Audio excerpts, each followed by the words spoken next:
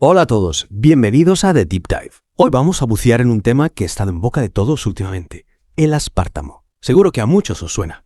Ese edulcorante que encontramos en un montón de productos, sobre todo en bebidas y yogures light. Y la gran pregunta, ¿es realmente tan malo como dicen? Porque entre informes y titulares la verdad es que uno ya no sabe qué pensar. Totalmente. Por un lado, tenemos al CICE, el Centro Internacional de Investigaciones sobre el Cáncer, que ha puesto el grito en el cielo clasificando al aspartamo como posiblemente cancerígeno. Y al otro tenemos al GEFA, el Comité de Expertos en Aditivos de la OMS, que mantiene la calma y dice que no hay evidencia concluyente de que cause daño. Un lío, vamos. Exacto, parece que la comunidad científica no se pone de acuerdo. Pero no nos asustemos todavía. Para eso estamos aquí, para intentar arrojar un poco de luz sobre este asunto. Y para ello, como siempre, contamos con la ayuda de un experto en seguridad alimentaria. Bienvenido. ¿Nos ayudas a descifrar este rompecabezas? Encantado. Lo primero es entender que el CIES y el GESMA tienen enfoques distintos. Imaginemos que el CIES es como un detective que busca pistas, indicios de que algo podría ser peligroso. Su trabajo es identificar cualquier señal de alarma, por pequeña que sea. Vale, entonces el CSE levanta la liebre. Pero ¿quién decide si hay que preocuparse de verdad? Ahí es donde entra el GESA. Ellos son los que evalúan el riesgo real. Digamos que son los jueces. No solo se fijan en si algo puede ser dañino, sino en la probabilidad de que cause daño en las cantidades que consumimos normalmente. Es decir, si el CIES dice, ojo, esta sustancia podría ser peligrosa, el GESA se pregunta, vale, ¿y cuántas latas de refresco tendríamos que beber al día para que realmente nos hiciera daño? Allá me va acá. Me encanta la analogía del detective y el juez. Entonces, aunque ambos usan datos científicos, su objetivo es distinto, lo que explica las diferentes conclusiones sobre el aspartamo. Pero vayamos al grano. ¿En qué se basa el CSE para decir que el aspartamo es posiblemente cancerígeno? El TIC ha analizado montones de estudios, más de 1.300, y aunque no hay pruebas definitivas, ha encontrado algunos indicios preocupantes. Por ejemplo, 3 grandes estudios que analizaron a cientos de miles de personas encontraron una relación entre el consumo de bebidas con edulcorantes artificiales, principalmente aspartamo, y un mayor riesgo de cáncer de hígado. Entiendo.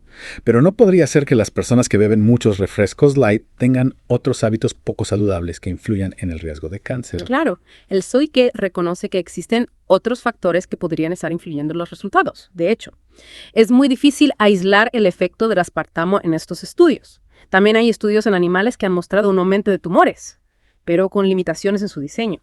La evidencia no es concluyente, pero sí suficiente para que el CIES encienda la luz amarilla. Vale, la cosa se pone interesante. Entonces tenemos al CIE diciendo, cuidado, hay indicios de que el aspartamo podría ser cancerígeno, pero sin pruebas irrefutables. ¿Y qué dice el GESA, nuestro juez, al respecto? El GESA falta revisar la misma evidencia. Dice, un momento, no nos alarmemos. Su argumento principal es que la cantidad de aspartamo que consumimos normalmente es demasiado baja para ser perjudicial.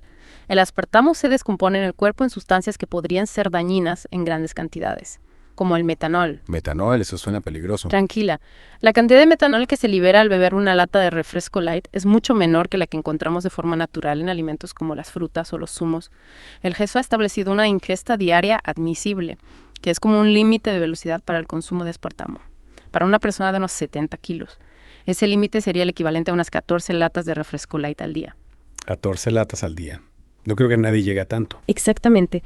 La mayoría de las personas no se acercan ni de lejos a esa cantidad. Por eso el GESE mantiene la calma y dice que en las cantidades que se consumen habitualmente, no hay pruebas de que el aspartamo sea perjudicial. Claro, 14 latas de refresco al día es una barbaridad. Y además, recordemos que el GESE no está diciendo que el aspartamo sea bueno para la salud, simplemente que no hay pruebas suficientes para decir que sea peligroso en las cantidades que se consumen habitualmente. Entiendo. Es como una especie de luz ámbar. No hay que encender todas las alarmas, pero sí conviene ser prudentes. Y ahora que ya sabemos lo que dicen los expertos, ¿qué hacemos?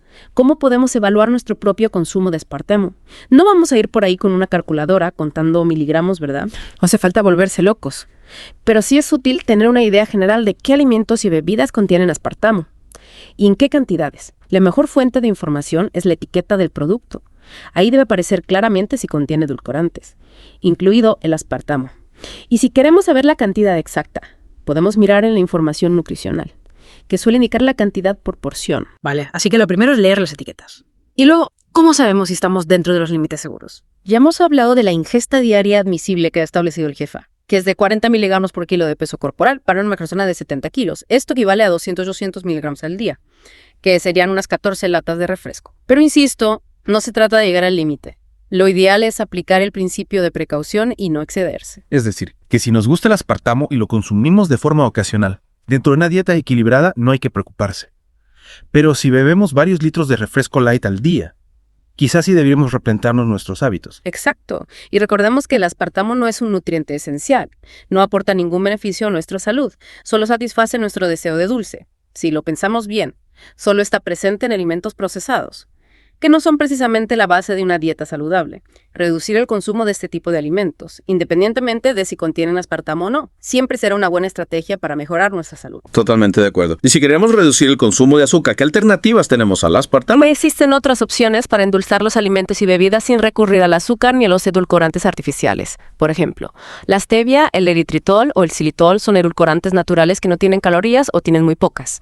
Han sido evaluados por las autoridades sanitarias y se consideran seguros para el consumo humano dentro de los límites recomendados. Genial, así que tenemos opciones. Podemos optar por estos edulcorantes naturales, o mejor aún, acostumbrarnos a sabores menos dulces. Al final, lo importante es llevar una dieta equilibrada y variada, basada en alimentos frescos y naturales. Sin duda. Y en el caso de los edulcorantes, ya sean artificiales o naturales, la clave está en la moderación. El exceso de dulce, ya sea de azúcar o de edulcorantes, no es beneficioso para la salud. Muy bien. Has aclarado muchas dudas sobre el aspartamo, pero antes de terminar, me gustaría hacerte una última pregunta. El SI y el GESA han publicado sus informes, pero la ciencia sigue avanzando. ¿Qué podemos esperar en el futuro? Es probable que haya nuevas investigaciones que arrojen más luz sobre este tema. Por supuesto, la investigación sobre los efectos del aspartamo en la salud es un campo activo, y es probable que veamos nuevos estudios en los próximos años. Se necesitan estudios a largo plazo que evalúen la relación entre el consumo de aspartamo y el riesgo de cáncer en humanos, controlando otras variables que podrían influir en los resultados. También se necesitan más investigaciones sobre los mecanismos biológicos por los que el aspartamo podría actuar como carcinógeno. Entiendo.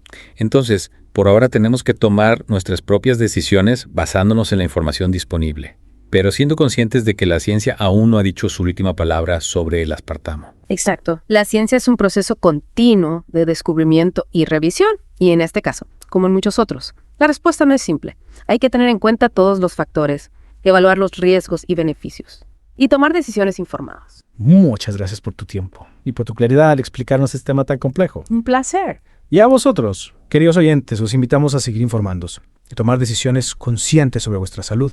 Y ahora que ya tenemos una visión más clara del panorama científico, la pregunta del millón es, ¿qué hacemos en nuestra vida diaria con toda esta información sobre el aspartamo? Pues lo primero, como hemos comentado, es informarse bien, leer las etiquetas de los productos, buscar información en fuentes fiables, contrastar diferentes puntos de vista y a partir de ahí, cada uno decide qué nivel de riesgo está dispuesto a asumir. Porque al final no hay una respuesta única para todos, ¿verdad? Exacto, cada persona tiene sus propias circunstancias, preferencias e incluso su historial de salud. Lo que para uno puede ser un riesgo aceptable, para otro puede ser motivo de preocupación. Pongamos un ejemplo práctico. A mí, por ejemplo, me encantan los refrescos light. ¿Debería dejar de tomarlos por completo? No necesariamente. Si te gustan los refrescos light y los consumes de forma ocasional dentro de una dieta equilibrada, probablemente no haya un gran problema. Pero si te bebes varios litros al día, todos los días, quizás sí sería prudente reducir el consumo o buscar alternativas. O sea, que la clave está en la moderación, como en casi todo en la vida. Absolutamente. Y en ser conscientes de lo que consumimos, no se trata de demonizar el aspartamo, sino de tener toda la información para tomar decisiones informadas. Y hablando de información, hay un aspecto que no hemos mencionado y que me parece importante. Todos los estudios que hemos comentado se centran en el aspartamo como aditivo alimentario, es decir, en las cantidades que se encuentran en los alimentos y bebidas procesados. Pero el aspartamo también se utiliza en medicamentos y suplementos dietéticos. Sí, es un punto importante. En esos casos, la dosis y la frecuencia de consumo pueden ser muy diferentes. Por eso, es fundamental seguir las recomendaciones del médico o farmacéutico. Ellos tienen en cuenta todos los factores para evaluar los riesgos y beneficios de cada tratamiento. Claro, si tomamos un medicamento con aspartamo, no debemos preocuparnos en exceso, siempre que lo hagamos bajo supervisión médica. Exactamente, al final. La responsabilidad de cuidar nuestra salud es nuestra, y para hacerlo bien, necesitamos información, pero también criterio. Muy bien dicho. Pues con esta reflexión sobre la ciencia, la incertidumbre y el pensamiento crítico, damos por concluido este deep dive sobre el aspartamo. Ha sido un placer compartir este análisis con vosotros. Y a vosotros, queridos oyentes, os animamos a seguir profundizando en este tema.